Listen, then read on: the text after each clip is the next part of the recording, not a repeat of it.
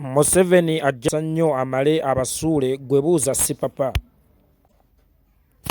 President wa National Unity Platform omwami Robert Kyagulanyi Ssentamu muyite Bobi Wine agambye nti President Museveni mumalirivu era mwetegefu okusuula abo abakkiriza okukozesebwa. Kyagulanyi kino akireese oluvannyuma lw'okukwatibwa kw'omukulu Charles Olim amanyiddwa nga Sipapa.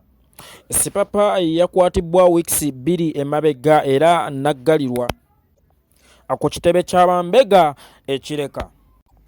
Bobi Wine agamba nti abantu abamu baganye okuyiga nti Museveni talina wuwe, Museveni yuuza, Museveni atulabanga bafalabe bagenda okukozesanga ensobi zonna ate amale atusuule.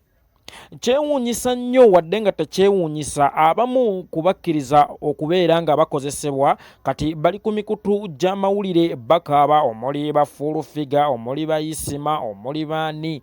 Sipapa kati ali mu kattu y'omu kuba promotinganga obuvuyo mu ggwanga era y'omu eyali ssaabakavuyo nga n'omulundi ogumu yalumbako ekitebe kyaffe ekamwokya n'emmundu n'atandika okwagazaako okusasira amasasi wabula poliisi yamuleka n'ayinaayina buyiniini ate n'atandika okugenda nga yeewaana. Kakati olwaleero ekintu kye yapromotinganga kituuse ku ye, Bobi Wine n'awunzika ng'agamba nti bannange temukkiriza kukozesebwa.